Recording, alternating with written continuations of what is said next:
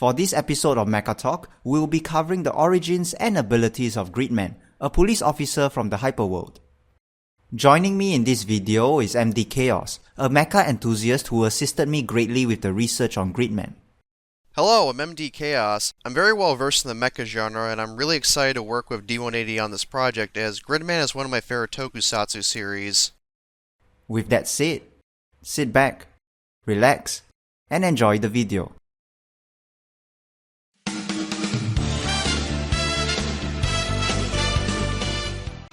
The original Gridman was a Japanese tokusatsu giant hero series that ran in Japan from 1993 to 1994. The series consisted of 39 episodes and it was created by Tsuburaya Productions, the same studio responsible for creating the popular Ultraman franchise. Gridman was one of the earliest tokusatsu series to utilize computer digital effects. It was also one of the first series by Tsuburaya to utilize D2 digital video, which allowed for smoother slow-motion photography. Gridman tells the story of the kind-hearted Naoto, the supportive Yuka, and the cheerful Ippei, three tech-savvy middle schoolers who managed to create their own computer system out of spare parts, fittingly calling it junk. The three of them have a classmate named Takashi, who is a rich loner with no friends. Takashi tends to spend his free time making monsters in one of his computer games. The main villain of the series is Khan Digifer, a dark lord from the Hyperworld who intends to cause destruction in the human world. Khan Digifer manages to place Takashi under his control, and Takashi would create monsters for Khan Digifer to control and bring to life in the computer world, a world within all computers. Through these monsters, Khan Digifer is able to attack the computer world and in turn cause technology in the real world to go haywire. Some of these monsters were strong enough to even manipulate time all around the world and create holes in reality. Furthermore, if not stopped, these monsters could potentially cross over to the real world to cause even more mayhem and destruction. Thankfully, a hero would arrive in the form of Gridman, a being who had been tracking down the whereabouts of Khan Digifer. Gridman is an interdimensional police officer from the Hyperworld, a world parallel to that of the computer world. In order to gain shape and form, Gridman would possess the video game superhero created by the three children. Interestingly enough, Gridman was voiced by Hikaru Midorikawa, one of the most talented and legendary voice actors in the industry today. By typing messages to Gridman through their computer, the three children are able to communicate with the hero. Believing Naoto to be a kind individual, Gridman gave Naoto the Grand Acceptor. Whenever Naoto says the keywords Access Flash, Gridman will merge with Naoto, enabling Gridman to fly off and battle the monsters in the computer world. Together with his human allies, Gridman would wage a long war against Khan Digifer and his army of digitized monsters.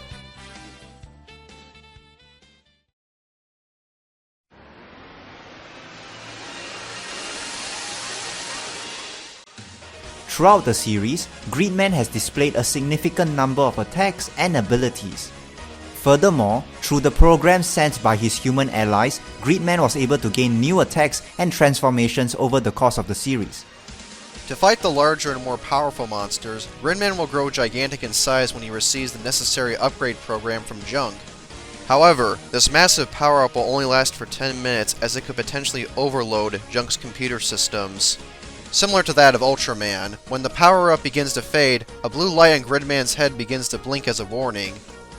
While in his giant form, Gridman stands at 70 meters tall and weighs 60,000 tons. From his left wrist, Gridman is able to fire the Spark Beam. From the back of his left arm, Gridman is able to fire a stronger beam known as the Grid Beam. From his chest, Gridman is able to use the Fixer Beam, a beam which allows him to repair any damaged computer system. With his super electromagnetic beam, Gridman is capable of countering the shockwaves of enemy monsters. Through a technique known as the Kinesis Grid, Gridman was able to feed energy into the Acceptor and free Naoto from a monster's influence. When necessary, Gridman can also utilize a beam that forces him and Naoto to merge. In addition to his melee attacks, Gridman can also deliver energized kicks such as the Neo Super Conductivity Kick. Gridman is able to draw and wield the Grid Lightsaber, which is often used as a boomerang weapon.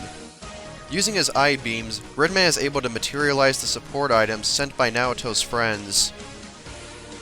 As the series progressed, Ippei would create assist weapons as well as controllable vehicles and mechs to support Gridman in his fights. Either Ippei or Yuuki would operate the machines via a video game control pad. With his barrier shield, Gridman is able to repel monster attacks with an ultra-high electromagnet. Furthermore, Gridman can pull out a plasma blade from the side of the barrier shield. With the plasma blade, Gridman is able to fire plasma waves as well as cut through monsters.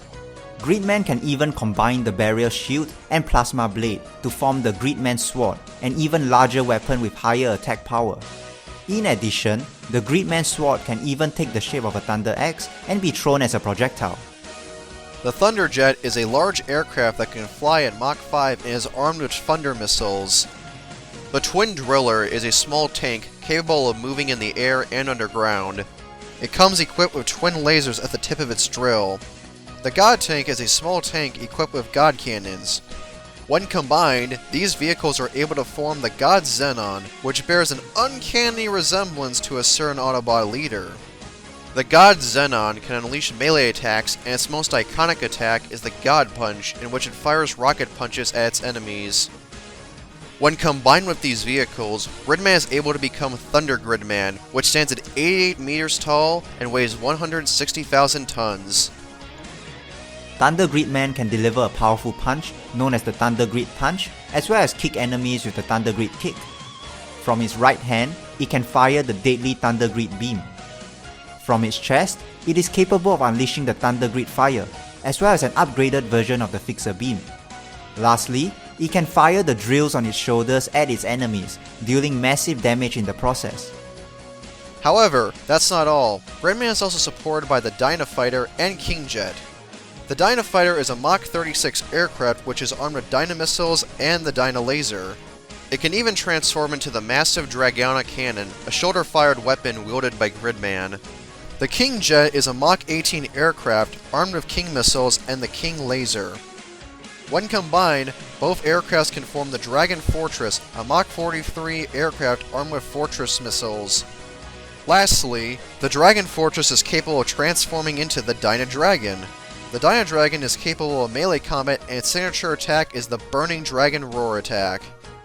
When combined with the Dynadragon, Gridman is able to form King Gridman, which stands at 93 meters tall and weighs over 200,000 tons. It can fight at close range with its King Grid Punch and King Grid Kick. From its chest, it can fire the King Grid Fire to devastate its opponents and use the King Grid Fixer Beam to repair the area around it. From its forearms, it can fire the King Grid Launcher. And lastly, it can fire the powerful King Grid Beam from its right arm. With these attacks, weapons, and forms, Gridman was able to overcome any monster sent by Khan Digifer. Near the end of the series, Takashi is eventually freed from Khan Digifer's control. Khan Digifer would upgrade himself into Giant Khan Digifer during his final battle with Gridman, destroying all Gridman's support weapons and mechs, completely overwhelming the hero in the process. Khan Digifer was close to crossing over to the real world, but thanks to the combined efforts of Takashi, Ippei, and Yuuki, Gridman would receive a final attack known as the Grid Hyper Beam. With the Grid Hyper Beam, Gridman was able to completely destroy Khan Digifer and Takashi's computer world. With the world saved, Gridman returns to the Hyperworld with his human allies looking on in gratitude.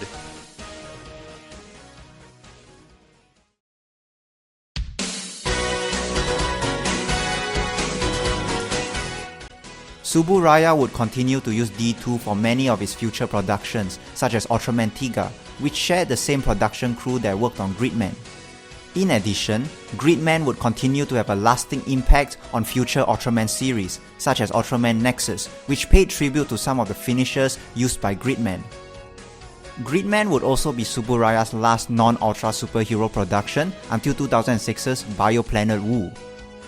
Similar to how Super Sentai would serve as the basis for Power Rangers in America, Gridman would receive a 53-episode American adaptation in the form of Superhuman Samurai Cyber Squad. It was produced collaboratively by Tsuburaya, Ultracom, and Dick Entertainment. The story revolves around a rock band named Team Samurai that fights mega virus monsters created by the evil Kilo Khan in the digital world. Due to direct involvement from Tsuburaya, unlike most adaptations of tokusatsu programs from that time period, Superhuman Samurai Cyber Squad remained largely faithful to its source material and retained elements from Gridman, including sound effects, character traits, story arcs, plot points, and certain names.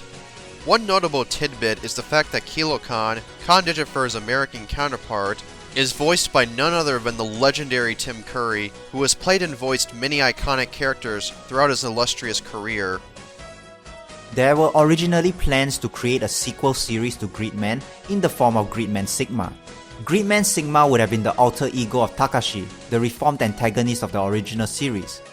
While the sequel TV series was never made, the suit for Gridman Sigma was constructed and used as a magazine photocomic which pitted him and Gridman against a relative of Khan Digifer in the form of Neo Khan Digifer.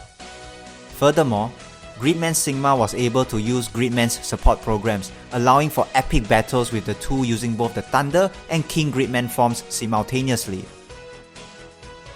After 2 decades of inactivity, the series would receive an animated short made by Studio Trigger for the Japan Anime Expo in 2015. Founded by former Gainax employees Hiroyuki Yamashi and Masahiko Otsuka in 2011, Studio Trigger has managed to make a name for itself thanks to works such as Kill la Kill, Little Witch Academia, and Inferno Cop. The short was titled Denko Chojin Gridman, Boys Invent Great Hero, and it was directed by talented animator Akira Memiya. Based on the ideas for the scrapped Gridman sequel, the animated short takes place years after the original series and features an older Takeshi watching superbly animated reenactments of fights from the original Gridman series. After watching the battles, Takeshi is granted a new acceptor and says the iconic words, "Access Flash," transforming into Gridman Sigma. The animated short ends with Gridman Sigma facing off against two monsters in the real world. In 2017, Studio Trigger and Tsuburaya announced that they were collaborating to create a new animated Gridman series. This new Gridman anime series was titled Superhuman Samurai Cyber Squad Gridman. The anime would be released in autumn of 2018, and Akira Memiya is once again the director of this project, while Keiichi Hasegawa, a screenwriter who has been involved in numerous other anime and tokusatsu projects, will be the screenwriter for the new Gridman. In addition, the new Gridman is designed by Tsuburaya's Masayuki Goto, who previously did the designs for Ultraman Orb. Last but not least, the anime will star Hikaru Midorikawa, who is reprising his role as the iconic Gridman. This new anime will feature an original story not connected to the events of the original series. With 2018 being the 25th anniversary of the series, it's very heartwarming to see that Gridman is still fondly remembered and will continue to gain new fans and live on with this new anime adaptation.